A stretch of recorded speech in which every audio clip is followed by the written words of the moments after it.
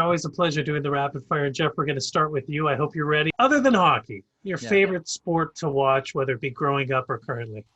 Baseball, hands down. I played baseball at High Park. Some of my earliest memories are going to that old Mistake Exhibition Stadium by the lake. For me, it's baseball going away. So let me just reiterate the rules here, Jeff. I know. Too I'm just wordy. playing. All right, all Too right. wordy. Hey, I know. so there are rumors that you're a Yankees fan. The No, the Stouffville Yankees. Stouffville Yankees, So right? I Where your live. son was a big part I. of that nine U team that won OBAs last year. How'd you know that? I know lots of things, right? I mean, Yeah, no, we're really proud. TJ and and his team last year, the first team ever in Stouffville to win the provincial championships. They went, I think it was 44-2 last year. you know It what my was old man would say? What remarkable. happened in those two losses? But hey, Exactly. what's the League best? died. What's the best part of watching your kid play? Boy, I've got two of them. Yeah, I don't probably smiles. yeah. I don't remember goals. I don't remember big hits. I just remember them being happy. Like that's it. As long as my kids are happy and they're getting better, that's the only question I have about my kids. Are you having fun? Are you getting better? That's it. That's Hey, it. let That's me all I have. let me ask you, what's pissed you off the most during COVID? Pissed me off the most. The way that we've realized that we think the enemy is the virus when in a lot of ways the enemy is ourselves. This is like the lesson of Twilight Zones. The monsters are due on Maple Street, where you flick a couple of lights and everybody turns on each other. It's actually the lesson of the Walking Dead TV show as well. We can really be the monsters here. We can either help each other. We can all realize that our health is all related. My health is related to Joe's, related to yours, is related to Sid's, et cetera, et cetera, et cetera. Or we can hoard resources and we can have coronavirus beach parties and be selfish and flout all of it. I think that's probably the one thing that's pissed me off more than anything else. So if you could change now, you want people to be nicer to people to be kinder to people. But if you could change one thing in professional sports right now, what would it be? If I could change any, less of a premium on winning. Okay. I know that sounds antithetical to what sports may be, but I think it tends to produce. It can inspire certainly, but it can lead to some pretty ugly behavior all the way down to youth sports when you put too much of an accent on Yeah. just winning. Hey, I'm with you. More smiles, less win at all costs. I mean, listen, it's that balance. Hey, what's Yeah. the single best part of having an on-air gig? Let's see. Putting on Mac 30 every day to cover up the blemishes and driving home, people thinking that's my skin. Um, the best thing about being on air, well, my wife always bugs me and says I wear more makeup than she does. Getting ribbed about it. Probably it's allowed me to meet a lot of really great people Yeah. more than What? more than anything else. That people that I normally would never have ever had a chance to meet. Sure. And I know being in your seat, people look at your position and certainly look at it as a great job, which, as you mentioned, it is. You know, Yep. it's a job you don't feel like you have to work, but sometimes behind the glamorous front, there's behind the scenes. What do you find the toughest part about having an on-air gig? Generally working nights and missing a lot of things with my kids, whether it's Yeah. games, whether it's picking them up after school, those types of sacrifices, being out of town for long stretches. Those are the things that I regret. If you could go back and give your teenage self any advice, what would it be? It would. Okay, can I be a little bit wordy here? I'll give you 7 words. Oh, I need more than that. Just I, kidding. I Yeah. would I would teach a younger Jeff Yeah. Marek the lesson that Rick Hansen told me. I remember Okay. interviewing Rick Hansen once, and I said, "Rick, you're the most positive person ever. We all know, in the chair the whole time and riding across the country." And I'm like, geez, Rick, like you're the most positive person I've ever met in my life. Like everything is wonderful. You always have a smile. What pisses you off?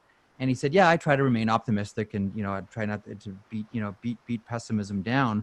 But one thing that pisses me off is when I see someone like you taking the elevator, because I would give anything to get Hmm. out of this chair and walk up those stairs.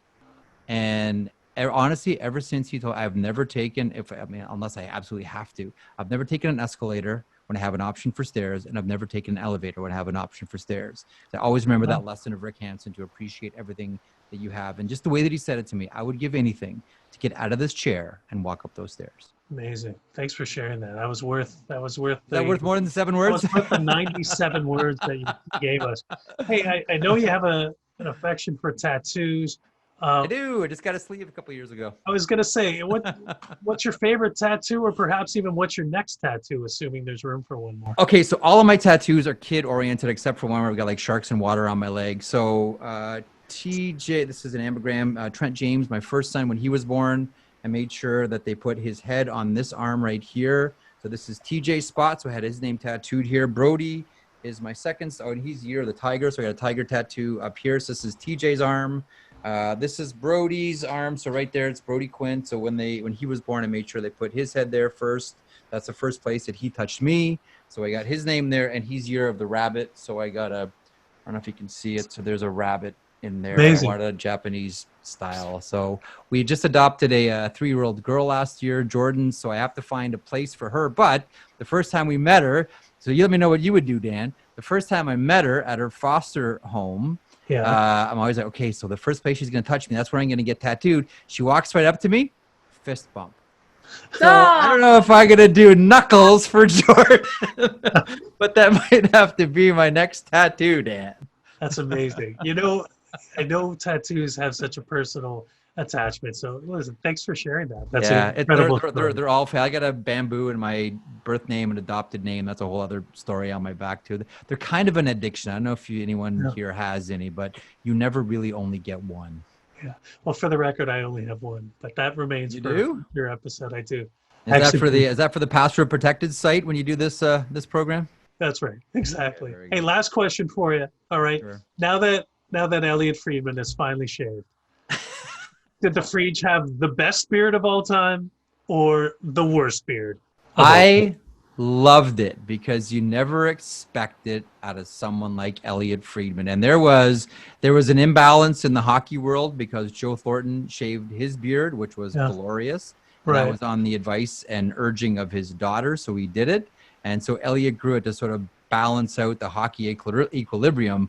But conventional wisdom has that Sportsnet, Rogers Communications had him shave it. Not true. That was all his wife, Steph, who said, okay, that's enough of the little joke now. Go back to being a man.